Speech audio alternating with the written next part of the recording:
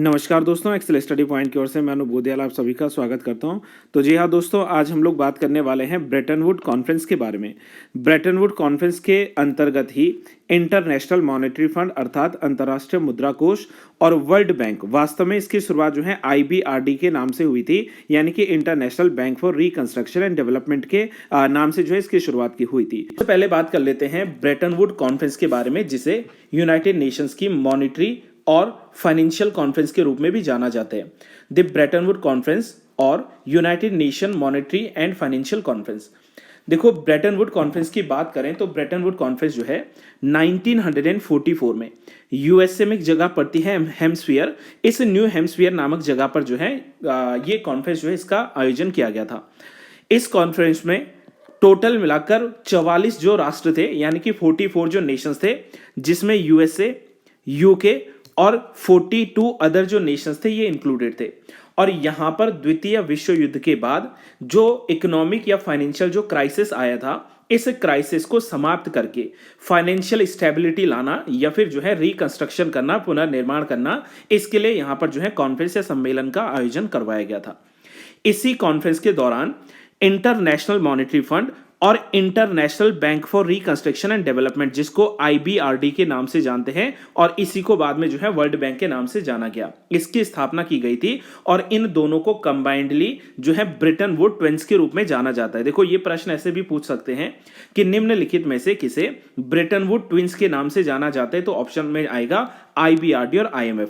Done. Next देखो, इस conference को कहा जाता है कि 3 प्रमुख जो आयोग थे, इनके द्वारा जो है इस समय इस कॉन्फ्रेंस के तहत इनकी स्थापना की गई थी। जिसमें पहला आयोग था जिसको कार्य दिया गया था कि IMF या IMF से संबंधित जो है मुद्दों पर चर्चा परिचर्चा करना। और ये जो पहला कमीशन बना था, इसके जो चेयरमैनशिप करी थी वो करी थी हैरी डेक्स्टर व्हाइट ने। नेक्स्ट कमीशन था जो कि IBRD अर्थात जो विश्व बैंक है, इस पर चर्चा करेगा, और इसकी चेयरमैनशिप करी थी जॉन मैनार्ड कीन्स के द्वारा। और तीसरा कमीशन था जो कि अन्य प्रमुख जो अंतरराष्ट्रीय वित्तीय सहयोग होगा, यानी कि इंटरनेशनल फाइनेंशियल कॉर्पोरेशन होगा, इस पर बात करेगा। और इसकी चेयरमैनशिप करी गई थी जो एडवर्डो सुरेश थे, या एडवर्डो जो सुरेश थे, इनके द्वारा इसकी जो है अध्यक्षता की गई थी। अब यहां पर बात कर लेते हैं कि इस कॉन्फ्रेंस के दौरान जो इंटरनेशनल मॉनेटरी फंड बना था, या जो IBRD बना था, ये क्या है। तो सबसे पहले हम लोग बात करते हैं फ्रेंड्स IMF के बारे में। इंटरनेशनल मॉनेटरी फंड अर्थात अंतरराष्ट्रीय मुद्रा कोष क्या है। अंतरराष्ट्रीय मुद्रा कोष की स्थापना 1944 में हुई थी। हालांकि आगे चलकर यह कार्यशील हुआ था, came into force, which means कार्यशील इफेक्टिव हुआ था 27 दिसंबर 1945 को। IMF का हेडक्वार्टर वाशिंगटन DC में है। साथ में याद रखना कि जो वर्ल्ड बैंक है, इस वर्ल्ड बैंक का भी हेडक्वार्टर वाशिंगटन DC में ही है। दोनों में वर्ल्ड बैंक अर्थात IMF दोनों में वही सदस्य देश शामिल हैं, और इन सदस्य देशों की संख्या है 189। वर्तमान में एट प्रेजेंट अगर हम लोग IMF के मैनेजिंग डायरेक्टर की बात करें तो इसमें है जो क्रिस्टैलिना जॉर्जीवा हैं। क्रिस्टैलिना जॉर्जीवा जो है इसकी अभी मैनेजिंग डायरेक्टर हैं। IMF के मुख्य उद्देश्य या जो मेन ऑब्जेक्टिव हैं, इसमें आता है सबसे पहले to promote international monetary cooperation, अर्थात अंतरराष्ट्रीय जो मौद्रिक सहयोग है इसको बढ़ावा देना, इसको प्रोत्साहित करना। इसके अलावा to promote exchange rate stability and orderly exchange arrangement, अर्थात कि जो भी हमारे पास विनिमय दर की या जो विनिमय दर है इसमें स्थिरता लाना है, ये इसका मुख्य काम है। To help member countries in time of balance of payment crisis, यानी कि किसी देश में अगर BOP क्राइसिस आता है, बैलेंस ऑफ पेमेंट क्राइसिस आता है, यानी कि भुगतान संतुलन, अगर वहां पर कोई आर्थिक स्थिति में कोई नुकसान होता है या कोई वहां पर क्या आती है, क्राइसिस आती है, तो इस क्राइसिस से निपटने के लिए एक साथ मिलकर IMF के सभी सदस्य देश सहयोग करते हैं। तो ये IMF के मेजर ऑब्जेक्टिव्स हैं। फिर यहां पर बात आती है IMF से जुड़े हुए प्रमुख टॉपिक पर, जिसका नाम है स्पेशल ड्रॉइंग राइट्स, यानी कि SDR क्या है। देखो फ्रेंड्स, कई लोग जो है SDR समझने में काफी जो है परेशान होते हैं। आप बस इतना बेसिक समझिए कि मैंने कहा कि IMF के द्वारा फाइनेंशियल क्राइसिस के दौरान एक दूसरे की मदद की जाती है, यानी कि जो भी कंट्री होते हैं, जो भी मेंबर कंट्रीज हैं, उनकी हेल्प की जाती है। लेकिन जो IMF फंडिंग करता है या IMF के पास जो पैसा आता है, जो मुद्रा आता है, वो किस प्रकार से आता है। तो मैं आपको बता दूं दोस्तों कि आईएमएफ की जो फंडिंग होती है या इसमें जो पैसा आता है ये इसी के जो मेंबर स्टेट है यानी आईएमएफ के जो सदस्य देश हैं इन्हीं सदस्य देशों के द्वारा इसमें फंडिंग की जाती है। और इसी को कहते हैं जब कोई सदस्य देश आईएमएफ में जो है पैसा या फंडिंग देता है तो उसी को कहते हैं हम लोग कोटा सिस्टम। इसी को कहते हैं हम लोग कोटा, यानी कि आईएमएफ में एक क्या होता है कोटा कंट्रीब्यूशन होता है, यानी कि हर देश के द्वारा एक निश्चित मात्रा में अपने अपने जो है मान सकते हैं कि अकॉर्डिंगली जो भी उनका कोटा होगा उसके अकॉर्डिंगली यहां पर कंट्रीब्यूशन करता है। अब जब ये कंट्रीब्यूशन करता है तो समस्या ये होती है कि हर देश की करेंसी अलग है। जैसे इंडिया की हम लोग बात करें तो रुपी है, जैसे यूनाइटेड स्टेट्स ऑफ अमेरिका की बात करें तो वहां पर डॉलर है, इसी प्रकार से जापानीज येन है, ये इसी प्रकार से चाइना में जो है युआन, ये जिसको रिनमिन भी कहते हैं, ये चलता है। अब समस्या ये है कि इसके लिए क्या ऐसा प्लेटफॉर्म तैयार किया जाए जिसमें सभी करेंसीज का कैलकुलेशन एक जो है स्टैंडर्ड करेंसी के रूप में किया जाए। तो उसके लिए जो है आईएमएफ के द्वारा एसडीआर सिस्टम यानी कि स्पेशल ड्राइंग सिस्टम लाया गया है। अर्थात कि स्पेशल ड्राइंग सिस्टम जो है ये बेसिकली अगर देखें तो बास्केट ऑफ करेंसी है। बास्केट ऑफ करेंसी का मतलब ये है कि जो भी आईएमएफ में जो करेंसीज हैं जिनको मतलब यहां पर मान्यता मिली है उन करेंसीज को इसमें रखा गया है, इस बास्केट्स में रखा गया है। और इस बास्केट में जो करेंसी इंक्लूडेड हैं उनमें आता है यूनाइटेड स्टेट्स का डॉलर, इसी में आता है यूरो, इसी में आता है जापानीज येन, इसी में है जो है यूके का पाउंड स्टर्लिंग, और इसी में आता है चाइनीज रेनमिनबी या इसी को युआन भी कह सकते हैं। जो चाइनीज युआन है ये भी इसमें शामिल है। इसमें होता क्या है, जो हमारे पास स्पेशल ड्राइंग राइट्स हैं, इस स्पेशल ड्राइंग राइट्स की जो शुरुआत हुई थी वो 1969 में हुई थी। और अगर हम लोग भारत की बात करें कि भारत जो है कितना एसडीआर होल्ड करता है आईएमएफ में, तो भारत जो आईएमएफ में टोटल एसडीआर होल्ड करता है वो है लगभग 13,114.4 मिलियन। इसमें से भी अगर हम लोग बात करें तो 25% जो कोटा होता है भारत का वो कैश में जाता है, और रेस्ट ऑफ अदर जो 75 जो कोटा बचता है भारत का उसको भारत प्रतिभूति के रूप में या सिक्योरिटीज के रूप में आईएमएफ में जमा करता है। Again guys, SDR is a very important topic for any examination. तो ये आप लोग याद रखेंगे कि SDR बेसिकली एक जो है ऐसा कोटा है, एक ऐसा बास्केट है जहां पर हर देश के द्वारा क्या किया जाता है, आईएमएफ में फंडिंग्स दी जाती हैं। इसी को स्पेशल ड्राइंग राइट्स के नाम से आप लोग जान सकते हैं।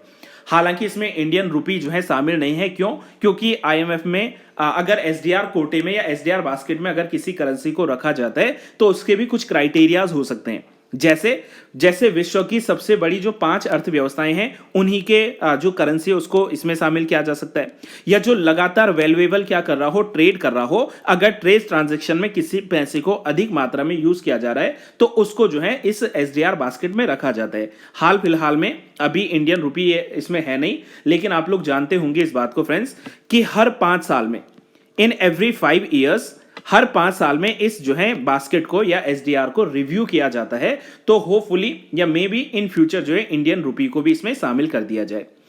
नेक्स्ट हम लोग बात कर लेते हैं दोस्तों कि आईएमएफ की संरचना कैसी है, यानी कि आईएमएफ का स्ट्रक्चर कैसा है। आईएमएफ में सामान्यतः एक बोर्ड ऑफ गवर्नर होता है और एक एग्जीक्यूटिव बोर्ड होता है। तो बोर्ड ऑफ गवर्नर जो होता है इसमें एक तो गवर्नर होते हैं और एक अल्टरनेट गवर्नर होते हैं जो कि हर मेंबर राष्ट्र को या हर मेंबर कंट्री से बिलोंग करते हैं। इसी में बोर्ड ऑफ गवर्नर्स को एडवाइस करने के लिए, सलाह देने के लिए 2 मिनिस्टीरियल कमिटीज होती हैं। पहले का नाम है आईएमएफसी। आईएमएफसी का मतलब है guys international monetary and financial committee, और दूसरा आता है डेवलपमेंट कमेटी। वहीं अगर हम लोग international monetary and financial committee की बात करें तो इसमें कुल 24 सदस्य शामिल हैं। और इनका काम क्या है, ये क्या करते हैं, ये डिसीजन है, ये डिसीजन अपना निर्णय देते हैं किस चीज को लेकर, जो भी मॉनेटरी सिस्टम है या फाइनेंशियल सिस्टम है उसके कंट्रोल यानी कि नियंत्रण और मैनेजमेंट यानी कि प्रबंधन को लेकर। तो आईएमएफ के भीतर जो मौद्रिक नीति का या जो फाइनेंशियल नीति का जो भी मैनेजमेंट होगा, जो नियंत्रण होगा, उसको जो है इस बोर्ड ऑफ गवर्नर्स के अंडर जो इंटरनेशनल मॉनेटरी फाइनेंशियल कमेटी है इसके द्वारा सुझाव दिया जाता है, जिसमें कुल 24 सदस्य शामिल हैं। वहीं दूसरी तरफ बात करें तो डेवलपमेंट कमेटी में कुल मिलाकर 25 मेंबर सदस्य हैं, और ये जो हमारे पास डेवलपमेंट कमेटी बनती है ये दोनों आईएमएफ और वर्ल्ड बैंक जो है इसको या इसके सदस्यों को मिलाकर जो है बनती है। इसका काम क्या है? It act as a advisory committee and make recommendation on issues related to the economic development, यानी कि आर्थिक विकास से संबंधित जो भी मामले होंगे उन मामलों पर यह सिफारिश देती है किसको? आईएमएफ को। तो पहला है बोर्ड ऑफ गवर्नर्स, जो फिर से जो है इसकी एडवाइजरी के रूप में 2 मिनिस्टेरियल कमिटी है। ऑन दी अदर साइड इसमें आती है एग्जीक्यूटिव बोर्ड, यानी कि जो कार्यकारिणी वहां पर बोर्ड होगा, जिसमें कुल मिलाकर 24 सदस्य शामिल होते हैं। और ये जो 24 सदस्य चुने जाते हैं, इनको कौन चुनता है? इनको चुनता है board of governors. The executive members elected by the board of governors, it deals with the day to day business of the IMF, यानी कि रोजाना या जो प्रत्येक दिन जो आईएमएफ में जो कार्य हो रहे हैं या जो भी वहां पर जो है बिजनेसेस हैं, इनको ये डील करता है। It also discusses all the aspect of the fund's work from the IMF staff annual health check of member countries economies to the policies issues जो है relevant। यानी कि इसका सिंपल मतलब यूं समझिए कि ये क्या करेगा? जो आईएमएफ के जो स्टाफ हैं या जो सदस्य हैं, इन सदस्य देशों की अर्थव्यवस्थाओं की वार्षिक जो है स्वास्थ्य जांच से लेकर पूरे वैश्विक अर्थव्यवस्था से संबंधित जितने भी नीतिगत मुद्दे होते हैं, उन नीतिगत मुद्दों पर चर्चा परिचर्चा करने का काम करता है। और ये जो है गाइस हमारे पास कंप्लीट है यहां पर आईएमएफ का कॉन्सेप्ट। अब थोड़ा बात कर लेते हैं हम लोग आईबीआरडी को लेकर या फिर वर्ल्ड बैंक को लेकर, क्योंकि जो आईबीआरडी बना था 1944 में अंडर ब्रेटन वुड कॉन्फ्रेंस, उसी में जो है आगे चलकर जब आईबीआरडी है तो इस आईबीआरडी का नाम जो है विश्व बैंक के नाम से रखा गया था। तो विश्व बैंक की जब भी स्थापना पूछी जाए 1944 को हुआ था। इसका भी हेडक्वार्टर वॉशिंगटन डीसी में है और इसमें भी आईएमएफ की तरह 189 मेंबर शामिल हैं। अगर हम लोग प्रेसिडेंट की बात करें कि करंट प्रेसिडेंट कौन है वर्ल्ड बैंक में, तो वर्ल्ड बैंक के करंट जो प्रेसिडेंट है वो है डेविड मैलपास। तो डेविड जो मैलपास है वो 9 अप्रैल 2019 से लेकर अभी तक जो है प्रेसिडेंट के पद पर है वर्ल्ड बैंक ग्रुप पे। World Bank Group is one of the world's largest source of funding and knowledge for the developing countries, यानी कि जो डेवलपिंग कंट्रीज हैं, यानी कि जो विकासशील देश हैं, उन विकासशील देशों में फंडिंग करने के लिए या इनको जो है पैसा या लोन प्रोवाइड करने के लिए जो सबसे बड़े एक जो है सोर्स के रूप में या स्रोत के रूप में जाना जाता है, दैट इज विश्व बैंक। विश्व बैंक के मिशन की हम लोग बात करें या इसके ऑब्जेक्टिव की बात करें, तो इसका पहला ऑब्जेक्टिव है कि गरीबी को दूर करना है, to end extreme poverty by reducing the share of global population that lives in the extreme poverty to 3%, यानी कि जो ग्लोबल पॉपुलेशन है, जो जनसंख्या है, इस जनसंख्या को कम करने पर जो है फोकस किया जाएगा।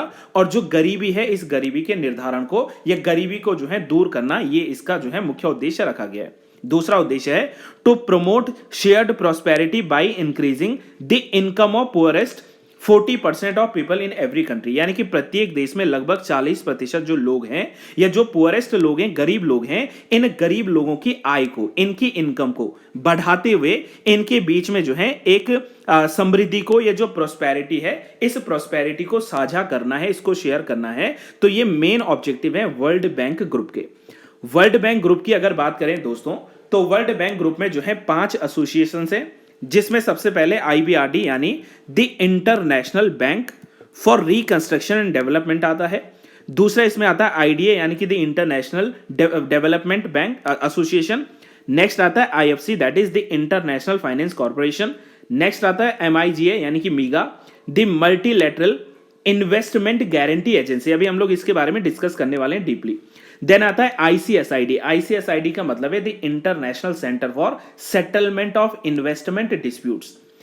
यहीं पर अगर बात करें तो सबसे पहले हम लोग जान लेते हैं आईबीआरडी के बारे में। आईबीआरडी का क्रिएशन 1944 में हुआ है और इसका जो निर्माण किया गया था, देखो नाम से ही पता चल जाएगा, international bank for reconstruction and development, यानी कि द्वितीय विश्व युद्ध के दौरान जो पूरे विश्व में स्पेशली जो यूरोपियन नेशंस थे, इनमें जो क्राइसिस आया है या इसमें जो लॉस हुआ है इकोनॉमी का, उसको रीबिल्ड करना है, उसको रिकंस्ट्रक्ट करना है, उसको डेवलप करना है। इसी उद्देश्य के साथ में जो है 189 मेंबर्स के द्वारा इसको जो है शुरू किया गया था या इसमें सहयोग किया जाता है। ग्लोबल डेवलपमेंट कोऑपरेटिव जो है या सहयोग जो है इसको इसमें किया जाता है।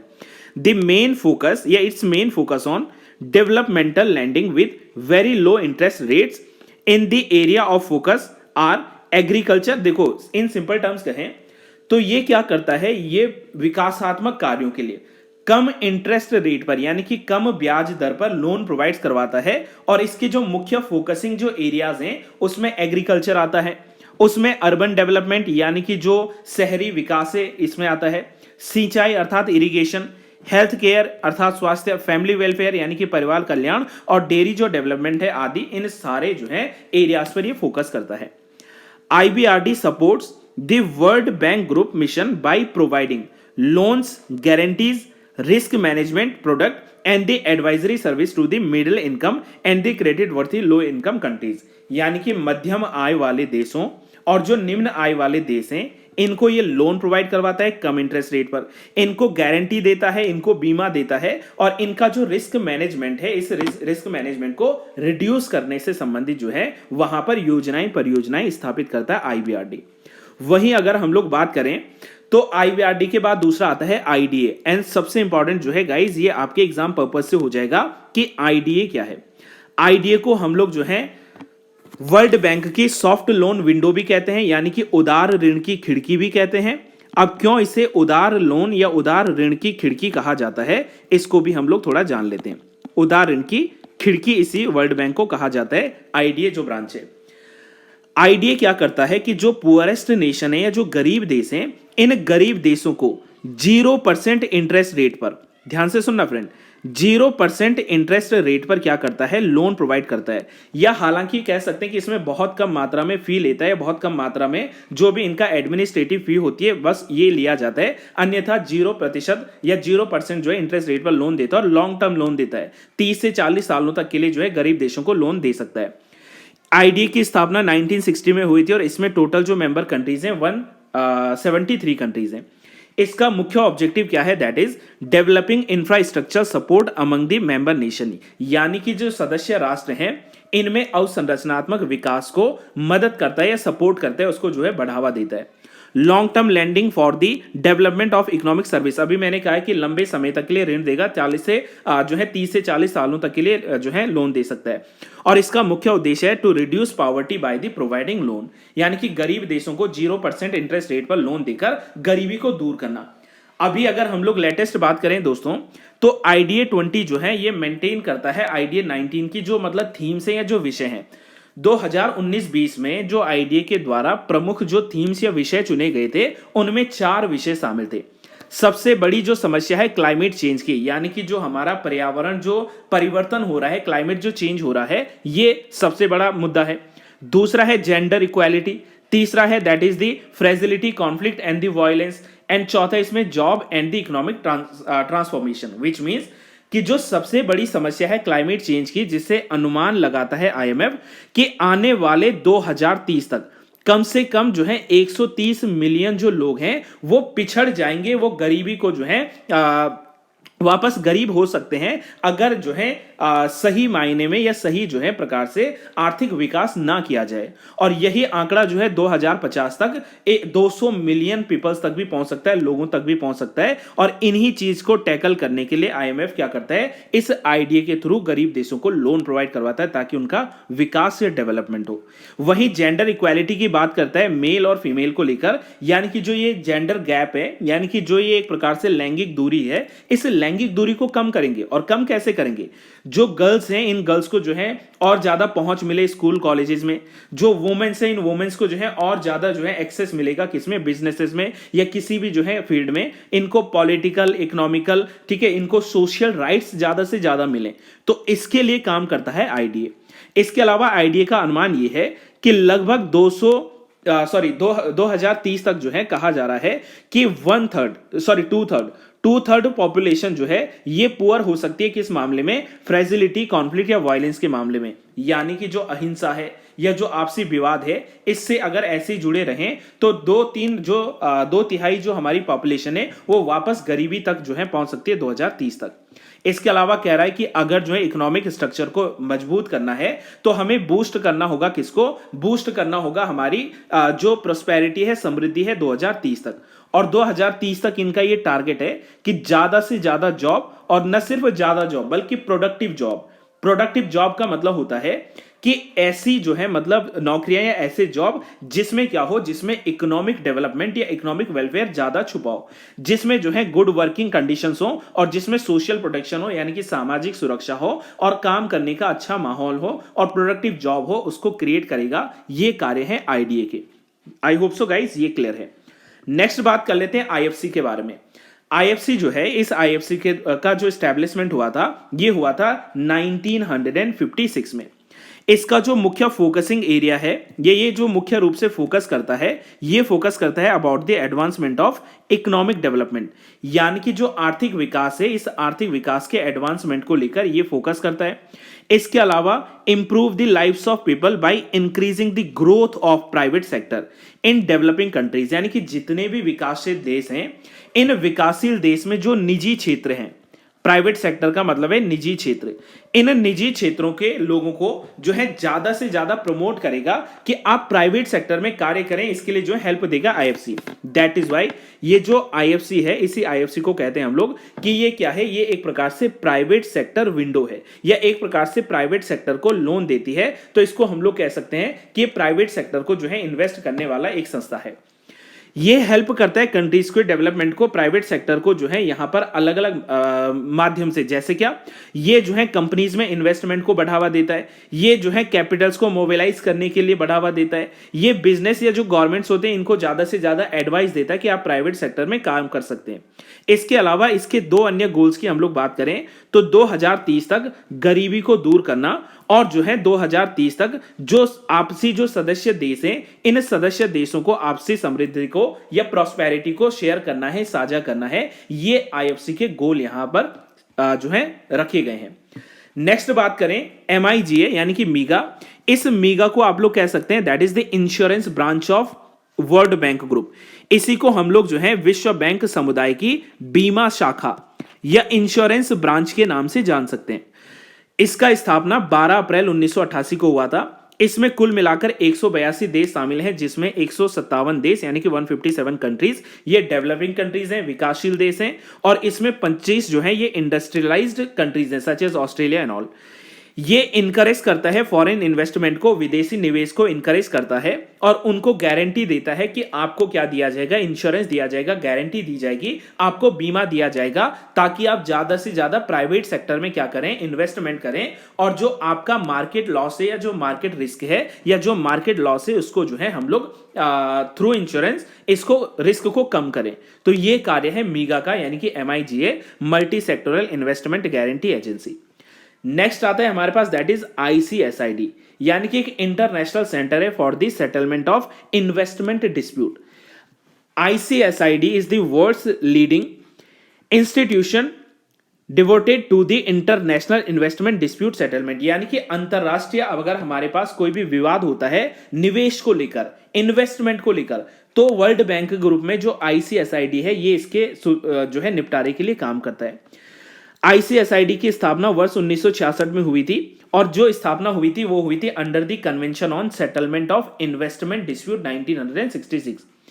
कहा जाता है कि जो भी इन्वेस्टमेंट डिस्प्यूट होता है इन बिटवीन द इन्वेस्टिंग जो है फॉरेन कंपनी, कोई भी विदेशी कंपनी जो इन्वेस्ट करती है किसी दूसरे देश में, या होस्ट कंट्री का मतलब है जिस देश में निवेश करिए, है। सपोज करिए इंडिया में कोई विदेशी कंपनी अगर निवेश करती है भारतीय किसी कंपनी में और उसको लेकर कोई डिस्प्यूट हो जाता है, तो उस डिस्प्यूट को जो है आईसीएसआईडी में ले जाया जा सकता है। लेकिन इसमें एक लाइन याद रखने योग्य है कि भारत जो है वो वर्ल्ड बैंक ग्रुप में 4 का तो मेंबर है, लेकिन जो ये अंतिम में आईसीएसआईडी है यानी कि international centre for settlement of investment dispute जो है, इसका भारत सदस्य नहीं है। भारत कहता है कि हम लोग जो है अपने डिस्प्यूट को स्वयं सुलझा सकते हैं, हमें इसको वर्ल्ड बैंक ग्रुप में या वर्ल्ड बैंक में लाने की जो है आवश्यकता नहीं है। तो मुझे उम्मीद है दोस्तों जितनी भी बातों पर अभी तक हम लोगों ने चर्चा करी है आप लोग इसको समझे होंगे, और अगर आपको वीडियो पसंद आई है, अगर आपको नॉलेजेबल लगता है, इसमें जो है एग्जाम फैक्ट आपको मिलते हैं, तो ज्यादा से ज्यादा वीडियो को शेयर जरूर कीजिए, लाइक जरूर कीजिए, और अगर आप लोग नए हो चैनल के साथ तो वीडियो चैनल को जो है सब्सक्राइब करना ना भूलें। आज के लिए इतना ही। नेक्स्ट जो है पार्ट 2 में हम लोग कुछ प्रमुख इंटरनेशनल ऑर्गेनाइजेशंस पर बात करेंगे।